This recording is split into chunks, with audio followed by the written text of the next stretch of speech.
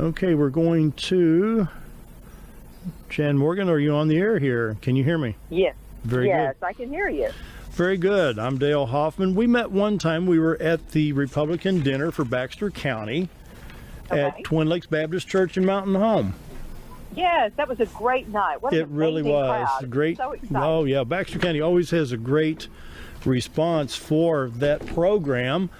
And we're wiring up another set of headphones here. Our County Judge Mickey Pendergrass has joined us here on microphone number 2. So we've got two guys here to talk with you today. I'm just very pleased and honored to have you on the Paul Harrell Show today. Thank you. Well, the reason Baxter County is so amazing is because Richard Castor is the Republican county chair there, and he is about as awesome as it gets. I've known Richard for a long time. I produced his Blessings of Liberty show, and then the the View from Hillsdale while he was in college at Hillsdale College, and very successful businessman now.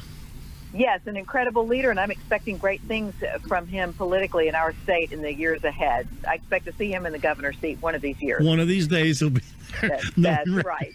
That's right. Speaking of governor's chair, you're going after that chair. Look, not really me. It's the people of the state. That's the way I would like to put it. Because honestly, I am not a politician. I had no desire to get into politics. You know how I am. If you know anything about me, you know I'm a people person, and the people by the thousands have come to me and said, "You're the only person with a large enough base to unseat this man. We've got to get him out of office." Had he run as a Democrat, I think people would have been fine with that because that's how he governs. But he ran as a Republican, and he's governing like a Democrat, and that's no longer acceptable. Have you looked at Mr. Henderson's his credentials? Well, yes, I read about Jared Henderson. Seems like a nice, likable kind of guy. And in fact, he made the statement, which I felt really bad for Asa. Jared said he's just one step to the left of Asa Hutchinson. Now, what does that say for our Republican Party when our governor, who's supposed to be a Republican, is being touted by the Democrats as being, I'm just one step to the left of Asa? So, oh, man, that was bad for Asa Hutchinson. But anyway, some truth there. So now let's put the monkey on your back. You're elected governor, and where are we at? Let's start with education. Mm-hmm. What's your ideas on education? Okay, my ideas on education are this. And I understand that I come from a long history of educators. My mom was a teacher. My dad's sisters were teachers. Their daughters were teachers. And I even had a brief stint, about 6 years, as a public school educator. I taught broadcast journalism. So I have a lot of insight into the education process. And something else, I've been listening to teachers around this state who've been talking about the problems with the education system. And here's what we have decided from a policy position on education. We believe that every education decision that we make should be made with the students and the parents first in mind. Arkansas's children deserve world-class education regardless of their zip code. I believe that we should continue supporting our public schools as well as the school choice options. I am for school choice. Yeah. We should be open to every type of educational system available, including homeschooling, distance learning, public school, private school, or charter school. I think that, schools, our students stand to benefit the most when schools have to compete for those students. So Competition equals better education. You don't have to be a scientist or a mathematician to understand why that would work. It's kind of like free market enterprise. The capitalism works best when the government gets out of it. I believe the same thing about education. The educators want the government out of their schools. They want politicians out of their schools. Is it more of a Little Rock interference or Washington, D.C. interference that's got the schools where we're at now? Well, Common Core, I have yet to find anybody in this state who's an educator who likes Common Core and felt like that was a good deal. Common Core has got to go. That's a federal thing. But, yeah, state politicians as well as federal politicians, we want them out of our schools. And there is this great thing called state sovereignty. We can do a lot on the state level. We have a lot of rights in our education system, and there's much that we can do to make it better. I'm definitely tired of the old phrase that thank God for Mississippi. That is ridiculous that we're still saying that even after 3 or 4 years of Republican leadership. We should have seen some marked change. And yes, I do like what the governor has done on the computer front with kids in schools. I like that. But what else I'm hearing from schools and from parents is that they also want vocational training back in our schools too. Not every kid wants to be to go the college route and to go the computer See, that was route. me in the 70s. Yeah, exactly. They're vocational, and what we're hearing from businesses is that there's no skilled labor force out there. You can't find people who can do carpentry, who can right. So those are good paying jobs too, and we've just eliminated those from our schools. So I would like to see vocational training, and not just what I would like, but what I'm hearing parents and people around this state saying. They want that option for kids that want to go that direction. I was working with Curtis Coleman in that last campaign, and he was focused on Mississippi County, the Nucor and Big River Steel issue. So we called, and he even went over there to Mississippi County. And County Judge Mickey Pendergrass in here will probably elaborate a little bit more on this. What we were talking about, the very same thing, is they could not find the skilled labor in the welding industry in that area. So if you look at Osceola, Arkansas, you're on Interstate 55. Okay, you can go north and go into Missouri, turn right. You're on Interstate 155. I've been there many, many times. You've got workers coming in as far from Dyersburg, Tennessee, all the way to Kennett, Missouri. And when they get that paycheck on Friday night, they're not coming back into Osceola, Arkansas to spend that paycheck. They're in Tennessee and Missouri. 70% of that workforce was not in Arkansas, was not living in Arkansas. No. Well, why would they want to live in Arkansas and pay the state income tax? Our tax. And that was the focus of that time, yeah.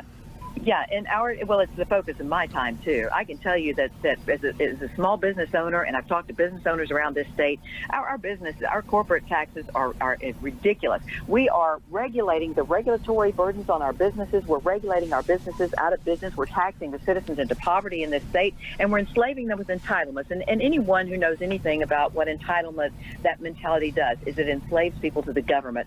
I don't believe that the majority of the people in this state want that. I think that people want to work, and we need to have jobs available that are going to provide good solid salaries for them. But at the same time, we have got to get the tax burden off the backs of our people. We are one of the poorest states in America as far as income, and yet we are one of the most heavily taxed states. And you've got Florida, who doesn't have a state income tax. You've got Texas, no state income tax. You've got Tennessee. They are sucking our wealth out of our state. Affluent citizens are leaving the state. Businesses are leaving the state. We've got to provide a tax climate here that is business friendly. That's why our governor is having to go over to China and try to entice Chinese people, foreigners, to come over to America and come to Arkansas to put businesses here. And he's paying them huge sums of our money, giving them tax breaks, tremendous millions of dollars in tax breaks and tax exemptions that our businesses in our own state don't get. Now, how fair is that?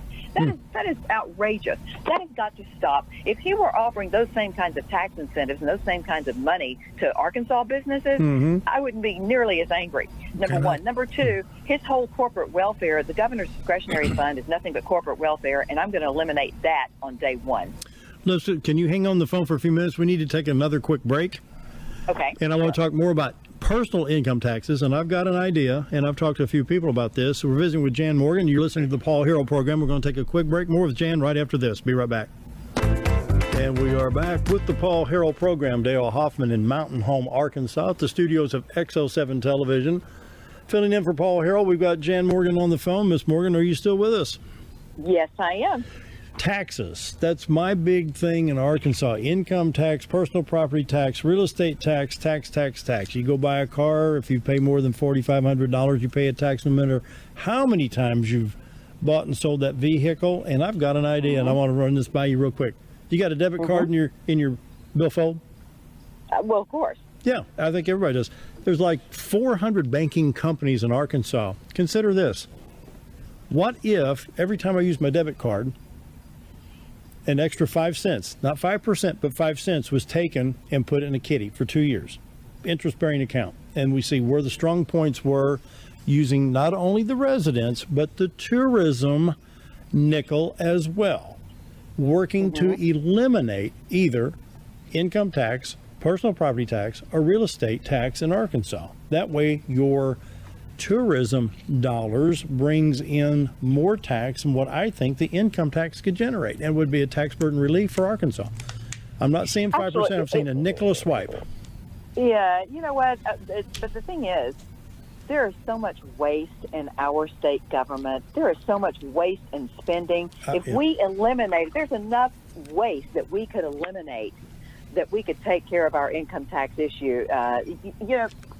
You look at these states around us. For example, right now we have our legislators having this big tax commission meeting, and they're studying and trying to figure out how can we overhaul our tax system. And I think the person that we appointed was a flaming liberal to head up that commission. Not we appointed, Asa Hutchinson, Jim Hendren appointed, I believe. But anyway, to make a long story short, they're trying to figure out how can we do this? What can we do to cut taxes? Well, it's very simple. You don't have to reinvent the wheel. Mm-hmm. We have states all around us that do not have a state income tax, and they're doing rather well. And we've got so much waste in our state government. I've been meeting, and I'm meeting again tomorrow with some people, some legislators who are heavily involved in our state budget, who've been bringing me up to speed. And they're telling me, and they're going to show me even tomorrow, even more places that we can do some serious cutting that does not affect programs that reach people who need them. This is just absolute waste. So if we can cut spending, we can cut taxes. Well, one question I have that always pops up when we talk about budget issues, and there's this little map that I've seen, that I'm sure you've seen on the internet. It talks about the highest paid state employees. It's always the college football coach. They're a state employee, and we know all about the head football coach at Arkansas. One left, one's coming in the millions of dollars. Why?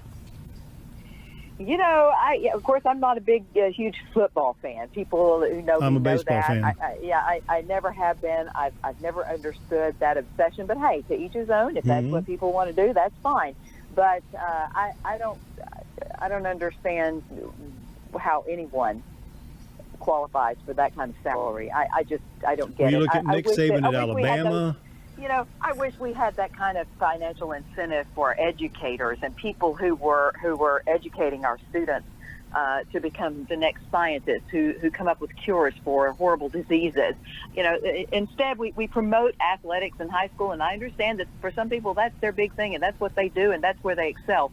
But I sure would like for us to see the equal emphasis, at least equal, if not more emphasis, on the academics and on academic excellence and people that excel and teachers and leaders in those areas. Right. But now, if the coach is listed, you've got the football coach and the basketball coach are listed as state employees. Okay, if some of the money, they said, well, most of that money comes either a foundation or television. If they're on CBS, NBC, or ESPN, they get, okay, so remove them from the state rolls and let them be hired, I don't know, put them on a 1099. Exactly. Contract labor. I don't know. I mean, what's the answer here? But when you're paying out, what's the $15.7 million on the buyout? Yeah, I'll tell you what I'll do, Dale. I'm going to make a spot for you on our committee of folks with great ideas to look at places that we can trim and cut and help make Arkansas great again, okay? Well, we talk about school teachers. What if you took that $15 million and put it back into education? Oh, imagine what you could do. The buyout alone. Imagine the sky's the limit. Although, I also am a firm believer, because I've been in the schools. Yes, money would help make our schools better, but money doesn't necessarily equal better education. No, that's true. Sometimes the hindrance to great education is simply getting the government out of the way and let teachers do what they do best. Okay, so why can't we have an incentive on the 42% of a teacher's time is taken up with governmental processes. Well, I'll tell you what the incentive is. I've already told you what the incentive is. That on the education front, competition. Yeah. Competition is your incentive. When you have excellence in schools, those excellent schools are going to attract students and parents who want to put their kids in those schools. That's how that's the incentive. Well, how do you determine the best restaurant at noon for lunch? The one with the most cars, the one with the least cars? The most cars. The one with the most cars out there front. You go. Absolutely. So we've got about 2 more minutes here, about 1 minute and 45 seconds. Your final thoughts before we have to wrap this up. Okay, my final thoughts are this. I am standing here today seeking the seat of governor from the state of Arkansas because the people have asked me to step forward. This is not a race between Jan Morgan and Asa Hutchinson. In fact, it truly is a race between Asa Hutchinson and the establishment against the people versus the people of this state, and someone who is representing their wishes. If we win this election, it will be revolutionary of sorts. It will be another strong message from the people of this state that they're going to take their state government back. Now, the big question, will you ride your Harley to the Capitol? I'm hoping that I would have a special place at the Capitol for my Harley. I intend to ride until I'm too old to ride anymore, and I'm not there yet. Well, let's see. The primary is May 22nd. Is that right? Yes, it is. And you know what it's going to boil down to is who can get their people to the polls and vote. I've got millions of social media followers and all kinds of support there. We've had, people from around the state reach out. We're behind you, Jan. But what's going to matter is whose base is the most rallied and revved up and gets to those polls to vote. That's what it always boils down to. Who can get their voters to the polls. But then there's that financial burden of paying for everything. And so we do have the fundraiser part too. Well, now Asa's got close to $2 million at last check. He has $2 million in his campaign war chest. But if this was about money, I think that politics has changed. Yes, for decades it was about money. I don't think that's the case anymore. If money is what it takes to win, Hillary Clinton and Jeb Bush would have been the two final people standing on that stage. If money's spent in a campaign, you can run a lean campaign, which is what we intend to do. We don't have a high-powered political strategist like Asa does, because when you're telling the truth to the people, you don't need strategy. You just tell people, hey, this is how it is. You've asked me to do this. This is what you said you want. We've put it out there. Now let's see if enough people in this state want this. That's how it's supposed to be. Yes, sir. Thank you so much for your time, Jen Morgan for governor. All right. Thank you, ma'am. Have a great day. Thank you so much. You too. Bye-bye. Bye-bye.